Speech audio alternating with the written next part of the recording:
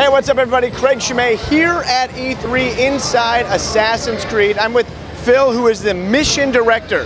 Now, Phil, tell me first off, what the mission director does. All right, the job of mission director is basically I'm the guy who sits down with the story writer. He writes this beautiful story that I need to make sure that you guys are going to have fun playing. So there's actually like an interesting interactive experience. And how well did they achieve that goal in Assassin's Creed 3? I think we did pretty well.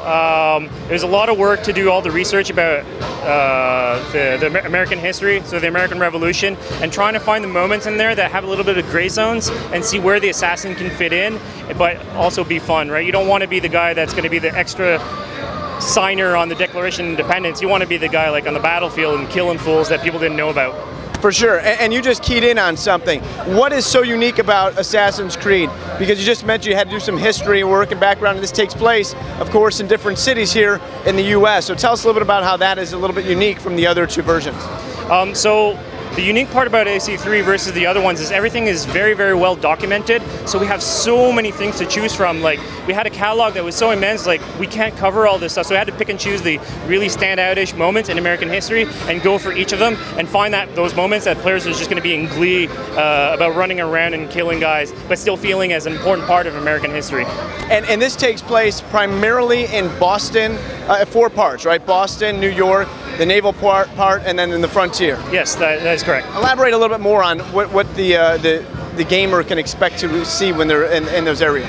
Okay, so when we think about cities, we're looking at a more classical experience from AC, so it's things that we know, that we've seen before, but with the added features that come with Frontier. So colonial cities were much more spread out, have a lot more vegetation and wildlife in there. So all these things that we have developed for Frontier come and bleed in within the cities. And then Frontier is really about like that organic exploration, going around a forest and just discovering it and getting lost. Like we were kids and you'd go into the forest and you just hours on end, like try and find your way out, but try and discover these unique little moments left and right.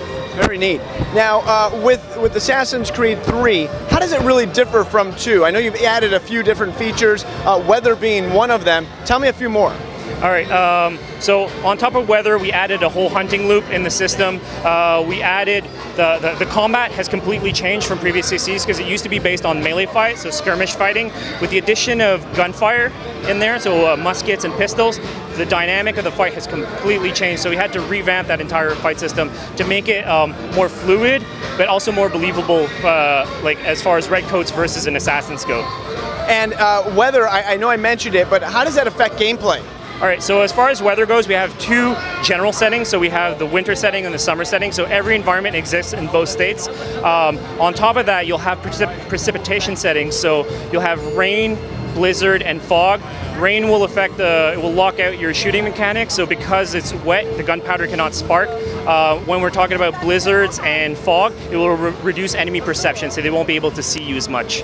Got it. And what is one of the things that, or a couple of key items in this game? I know when I was playing it, one of the things I noticed, that little dot I found very interesting over the head. That's also new for this. Explain that dot when the user is playing the game. What is that, and how does that change the gameplay? Okay, so the dot you're referring to is basically our indicator for the blend mechanic. Seeing as we exploded the system to not be so static, before it used to be very small controlled groups that you would blend into it, and only there would you be able to blend.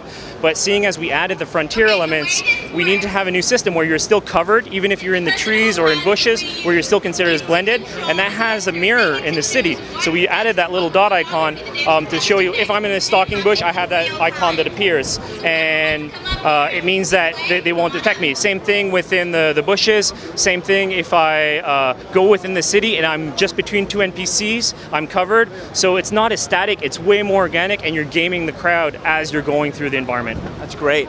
And tell me, finally, what is one of the most unique things about this game, or something that maybe hasn't been talked about so much, or just something that's your favorite portion of the game?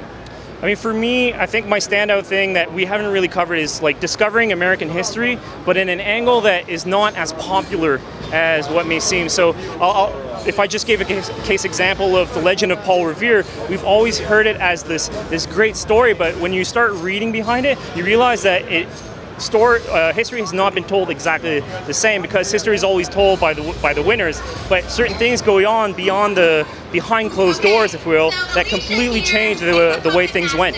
So for me, that's one of the favorite parts of AC. Anything else? Any secrets you can tell us or reveal to us right now before we get the game in our hands? The only stuff I can talk about is you'll get to play more Desmond stuff. So you get more time with Desmond. Perfect. More time with Desmond, and I get more time with Phil, and that's truly what I enjoy here at E3. Back to you guys.